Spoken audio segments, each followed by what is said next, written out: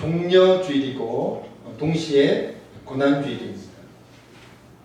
예수님이 십자가 고난과 십자가 죽음이 기다리고 있는 예루살렘에 입성하실 때 이걸 타고 입성하셨죠.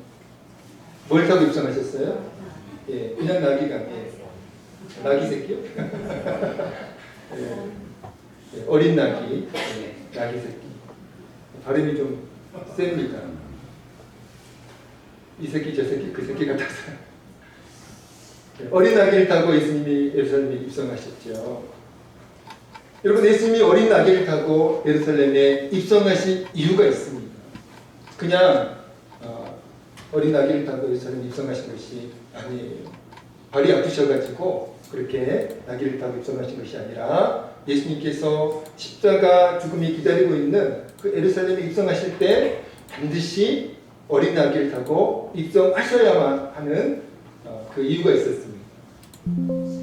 구약시대의 선지자였던 스가랴 선지자가 장차 이 세상에 오시는 하나님이 약속하신 그 그리스도, 그 구세주를 예언하면서 그 구세주가 예루살렘에 입성하실 때 어린 나귀를 타고 입성하실 것이라고 그렇게 스가랴 선지자가 스가랴 9장 9절에서 예언을 했습니다. 이 말씀인데 같이 한번 읽어보겠습니다. 스가랴 9장 9절입니다. 시작. 시온에 따라 크게 기뻐할지어다. 예루살렘에 따라 즐거이 부를지어다. 보라 내 왕이 내게 임하시나니 그는 공의로우시며 구원을 베푸시며 겸손하여서 나귀를 다스나니 나귀의 다스는 것 곧 나귀 새끼니라. 나귀 새끼니라. 우리 최성 목사님 말씀이 표현이 맞네요. 스가랴 선지자가 이렇게 예언을 했어요. 하나님이 약속하신 그리스도가 구세주가 예루살렘에 입성을 하실 때 반드시 어린 나귀를 타고 입성하실 것이다. 그렇게 예언을 했거든요. 그래서 예수님이 십자가 죽음이 기다리고 있는 예루살렘에 입성하실 때 어린 나귀를 타고 입성하신 이유는 바로 이 스가랴 9장 9절 말씀을 성취하시기 위함이었습니다. 그렇게 예수님이 어린 나귀를 타고 예루살렘에 입성하실 때 사람들이 예수님을 열렬히 환영했어요.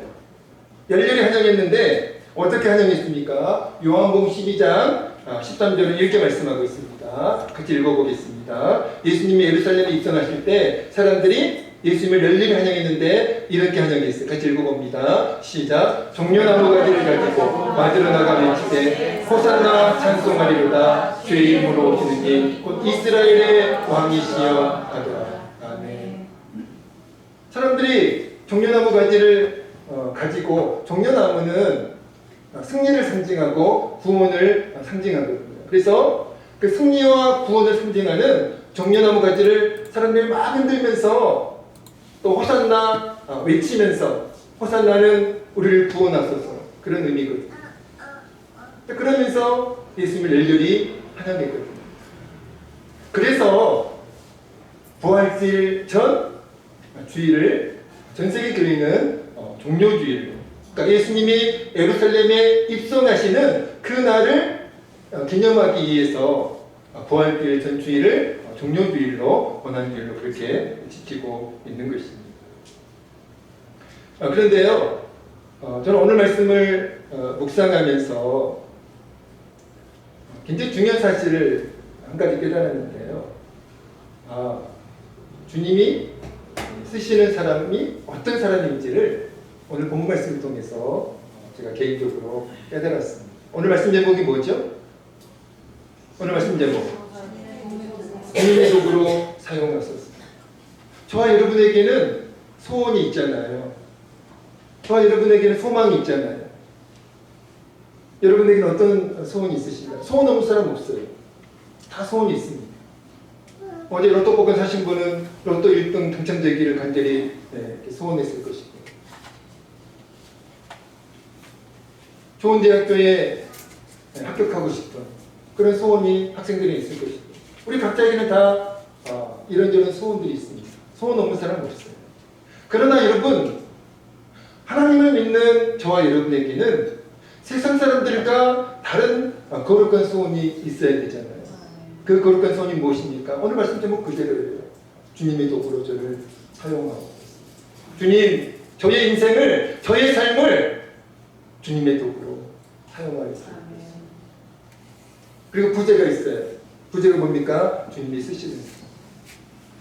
우리에게는 그런 거룩한 소원이 있어야 되고요. 그러면 주님이 쓰시는 사람은 어떤 사람인 걸 알아야 되잖아요. 주님께 쓰임받으려면. 오늘 본문 말씀에 두 가지 사람이 나옵니다. 주님이 쓰시는 사람은 어떤 사람인지. 첫 번째는 주님이 쓰시는 사람, 첫 번째는 이런 사람입니다. 같이 읽어보겠습니다. 주님이 쓰시는 사람. 시작. 주님의 말씀과 주님의 일에 믿음으로 순종하는 사람. 어떤 사람을 주님이 쓰신다고요? 주님의 말씀과 주님의 일에 믿음으로 순종하는 사람. 여러분, 예수님이 예루살렘에 입성하실 때 그 스가랴 선지자의 말씀을 성취하기 위해서 예수님이 반드시 어린 아기를 타셔야 했습니다. 그러니까 예수님이 예루살렘에 입성하실 때 어린 아기가 필요했죠.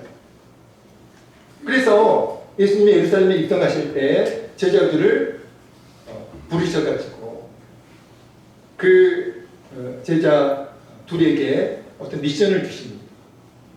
그 미션이 뭡니까? 오늘 보면 30절이에요. 예루살렘에 입성하시기 전 예수님이 예루살렘 근처에서 두 명의 제자를 부르셔가지고 그 두 명의 제자에게 어떤 미션을 주셨어요. 어떤 미션을 하달하셨습니다. 그 미션이 30절 말씀이에요. 같이 읽어보겠습니다. 오늘 본문 30절 읽어보겠습니다. 시작.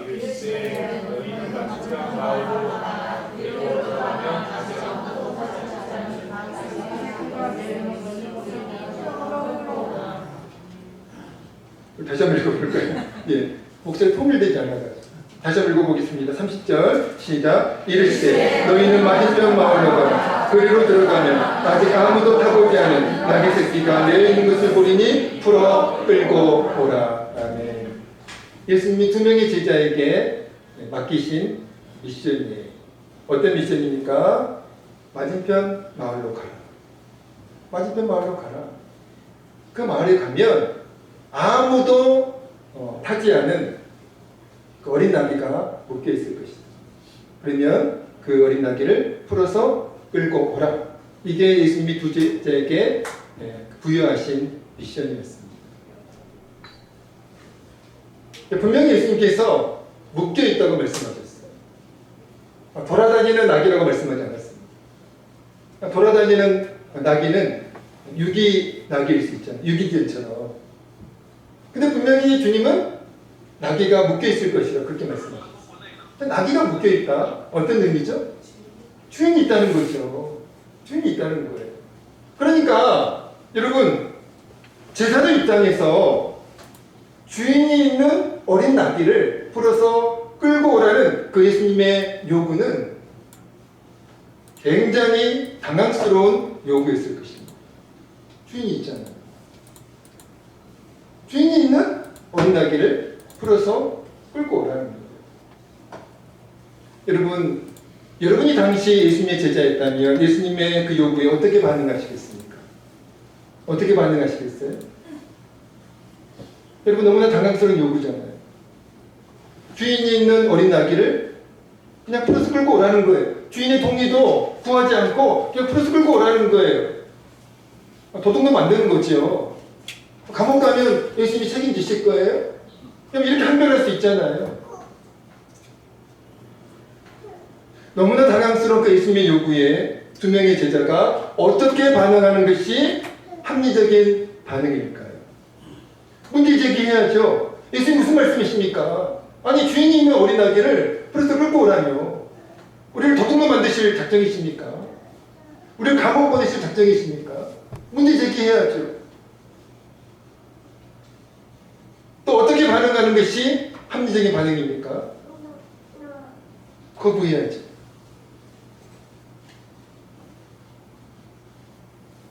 불응해야죠. 여러분, 그게 합리적인 반응입니다. 여러분이 당시 제자였다면 여러분 그런 반응을 보이지 않겠어요? 문제 제기를 하든지 아니면 불응하든지 이게 합리적인 반응 아니에요? 왜 아무런 말씀을 안 하시죠? 제가 지금 이상한 얘기하고 있나요? 상식적인 얘기하고 있는 거예요. 합리적인 얘기를 하고 있는 겁니다. 여러분 상식 좋아하시잖아요. 지금 예수님의 요구는 상식적이지가 않아요. 합리적이지가 않습니다. 굉장히 이상한 요구를 하고 있는 거예요. 근데 여러분, 이상한 요구를 하시는 예수님의 그 요구에, 굉장히 당황스러운 요구를 하시는 그 예수님의 요구에 그 두 명의 제자는 순종을 합니다. 문제제기하지 않아요. 불응하지 않습니다. 순종해요. 그리고 맞은편 마을로 갔습니다. 갔더니 진짜로 어린 아기가 묶여 있는 거예요. 그래서 주인의 동의도 구하지 않아요. 말씀해 보니까 주인의 동의를 구했다 그런 말씀 전혀 보이지 않습니다. 예수님의 말씀대로 풀에서 끌고 오려고 했어요. 여러분, 제자들이 예수님의 이상한 요구에, 황당한 요구에, 당황스러운 요구에 여러분 왜 순종했을까요? 순종한 이유가 있지 않겠어요? 납득이 되었기 때문에, 제자들이 예수님의 말씀이 납득이 되었기 때문에, 이해가 되었기 때문에 순종한 것이 아니잖아요. 그럼 왜 순종한 거예요? 납득도 되지 않고, 이해도 되지 않고, 상식적이지도 않고, 합리적이지도 않은 그 예수님의 요구에 왜 제자들이 순종했냐는 거죠. 왜 순종했을까요? 여러분 같은 왜 순종하시겠냐고요?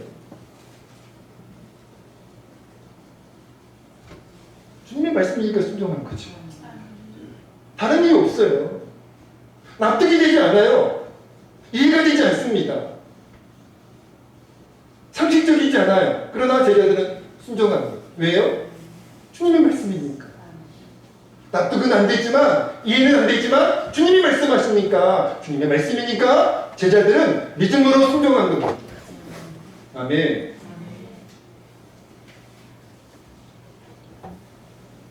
저는 이 장면을 보면서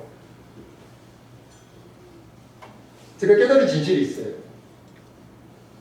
아, 주님은 똑똑한 사람을 쓰시는 것이 아니구나. 주님은 재능이 뛰어난, 또 머리가 특별한 사람을 쓰시는 것이 아니구나. 주님이 쓰시는 사람은 순종의 사람이고, 주님은 믿음으로 순종하는 사람을 쓰시는구나. 머리가 똑똑하지 않아도 그거 상관없어요. 재능이 없어도 상관없습니다. 주님이 쓰시는 사람은 순종의 사람입니다. 주님은 재능과 실력이 뛰어난 사람을 통해 일하시지 않습니다. 직분자라고 무조건 직분자를 통해서도 주님은 일하시지 않아요. 주님은 반드시입니다. 순종하는 사람을 사용하시고, 그리고 순종하는 사람을 통해 주님은 일하심을 믿으시기 바랍니다. 여러분, 목회자가 가장 신뢰하는 사람, 그리고 목회자가 함께 사역하고 싶어하고 또 사역을 맡기고 싶어하는 사람은 어떤 사람일까요? 똑똑한 사람 아니에요. 재능이 뛰어난 사람 아닙니다. 좋은 학벌 가지고 있는 사람 아니에요. 돈이 많은 부자도 아니에요. 그런 분들도 있더라고요. 대체적으로 목회자가 신뢰하는 사람, 그리고 목회자가 함께 사역하고 싶은 사람, 목회자가 사역을 맡기고 싶어하는 사람은 순종의 사람이에요. 순종하는 사람을 목회자는 신뢰하고, 그리고 그 사람에게 사역을 맡기고 싶어하고, 또 그 사람과 함께 사역하고 싶어요. 주님도 똑같습니다. 우리 주님도 순종의 사람을 기뻐하시고요, 순종의 사람을 통해서 일하시고요, 순종의 사람을 사용하심을 믿으시기 바랍니다.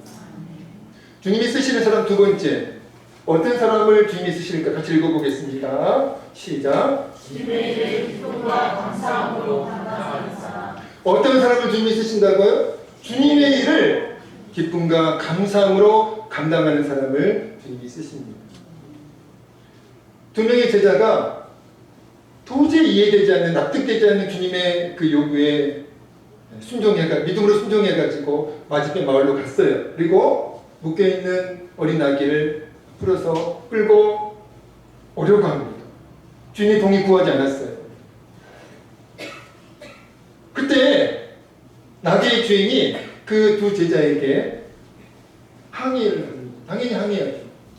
남의 나귀를 풀어서 데리고 가려고 합니다. 항의를 해요. 항의하면서 이렇게 말을 합니다. 33절입니다. 33절 읽어보겠습니다.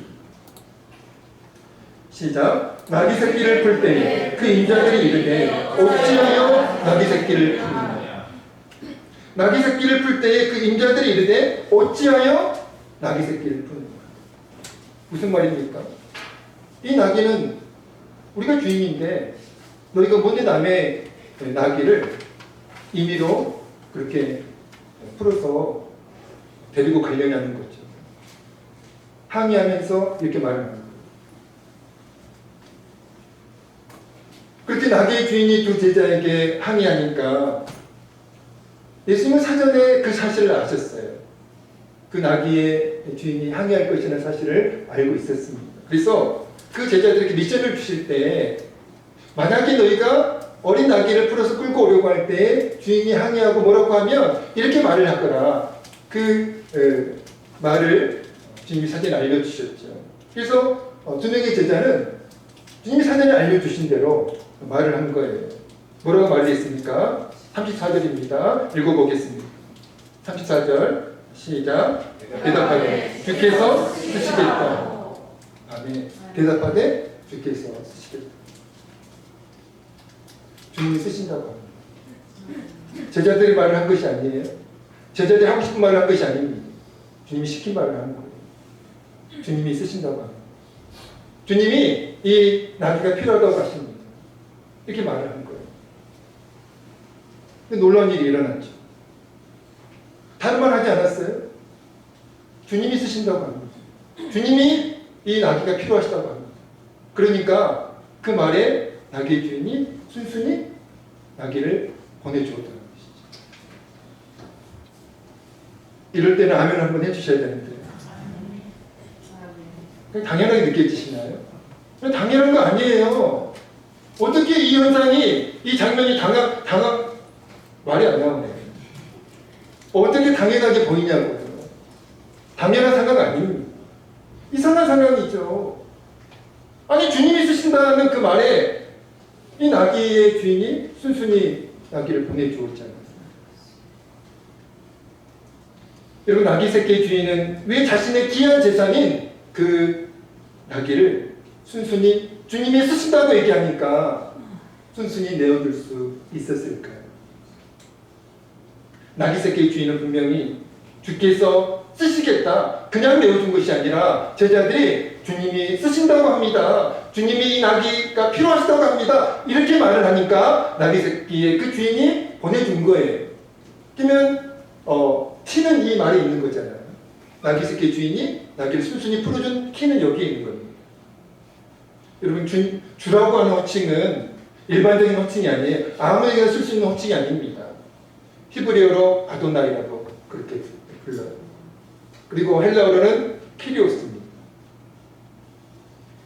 이 호칭은요 오직 창조주 하나님께만 사용할 수 있는 호칭입니다. 그러니까 우리가 주님이라고 우리가 고백을 하잖아요. 주님과 창조주 하나님은 같은 의미의 호칭입니다. 그 호칭을 제자가 그 나귀 새끼 주인에게 말을 한 겁니다. 주님이 쓰신다고 합니다.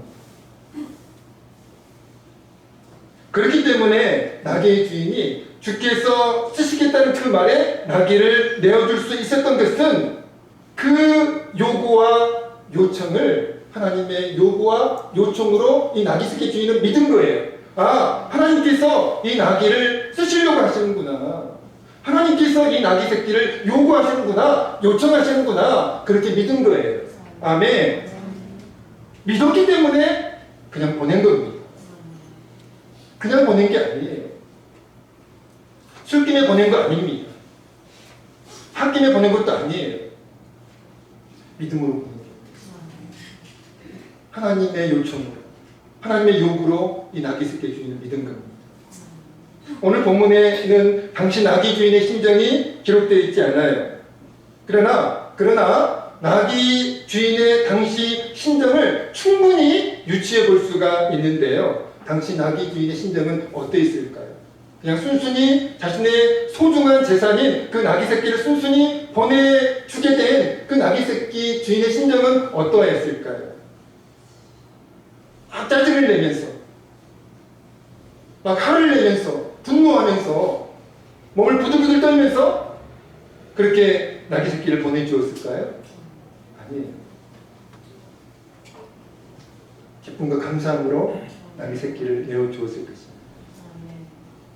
왜 그랬습니까? 창조주 하나님께서 내 소유를 쓰시려고 하십니다. 창조주 하나님께서 나를 쓰시려고 하십니다.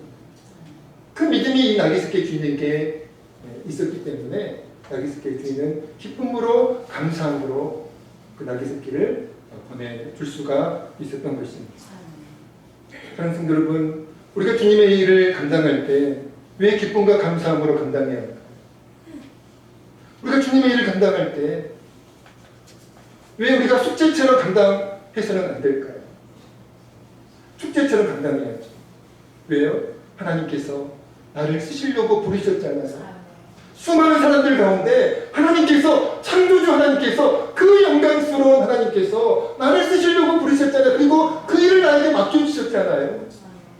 그 믿음이 우리에게 있으면 우리는 기쁨으로 감사함으로 주님의 일을 감당하게 될 줄로 믿습니다. 막 화를 내면서 분노하면서 그렇게 주님의 일을 감당할 수가 없는 거예요.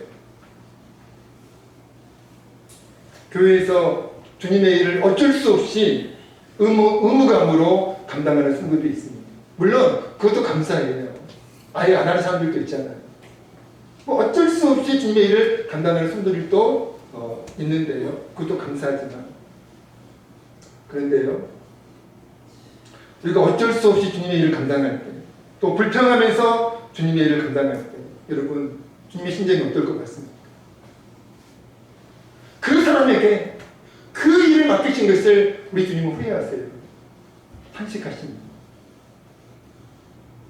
아멘 하셔야 돼요. 사실이니까요. 우리가 어쩔 수 없이 마지못해서 막 분노하면서, 물론 겉으로는 표출을 안 할 수도 있겠지만 화를 내면서 짜증을 내면서 원망하면서 우리가 주님의 일을 감당할 때, 여러분 주님은 그런 일을 바라보시면서 우리에게 주님의 일을 맡기신 것을 지금 후회하시고 탄식하세요. 괜히 맡겨도 다시는 안 맡겨도 전혀 영광이 되지 않아요. 그러나 주님 우리를 쓰시려고 불러주시며 감사하면서 나 같은 사람에게 주님이 주님의 일을 맡겨주셨구나.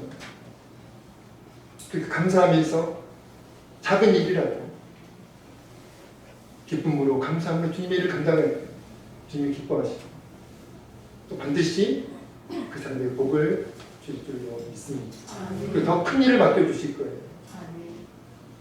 지금 감당하고 있는 그 일이 작은 일이라고 할지라도 그 일을 기쁨으로 감당하고 믿음으로 감당하고 감사함으로 감당하면 하나님께서는 약속대로 더 큰 일을 맡겨줄 줄로 믿습니다. 말씀을 마치겠습니다. 우리에게는 아까도 말씀을 드렸지만 거룩한 소원이 있어야 돼요. 세상 사람들에게 없는, 하나님을 믿지 않는 세상 사람들에게 없는 거룩한 소원이 있어야 돼요. 그 소원이 무엇입니까? 주님의 도구로 사용하소서. 주님의 도구로 사용하소서. 주님께 쓰임받기를 원합니다. 내 인생 주님께 쓰임받기를 원합니다. 뭐 어떤 사람을 주님의 도구로 쓰실까? 믿음으로 순종하면서, 또 주님의 말씀과 주님의 일에 믿음으로 순종하는 사람, 또 주님의 일을 기쁨과 감사함으로 감당하는 그 사람을 쓰신 줄 믿습니다. 저와 여러분이 그런 사람 되어지기를, 주님의 말씀과 주님의 일에 정말 어떤 상황에서도 믿음으로 순종하는 사람, 또 작은 일이라고 할지라도 사람들이 무시하는 일이라고 할지라도 주님께서 나에게 그 일을 맡겨주셨다는 그 사실에 감격하면서 감사하면서 기쁨과 감사함으로 감당하는 저 여러분 되어지기를 우리 주의 이름을 간절히 축원드립니다. 찬양하겠습니다. 오늘 말씀 생각하면서 함께 찬양합니다. 우리를 사용하셔서 찬양드리겠습니다.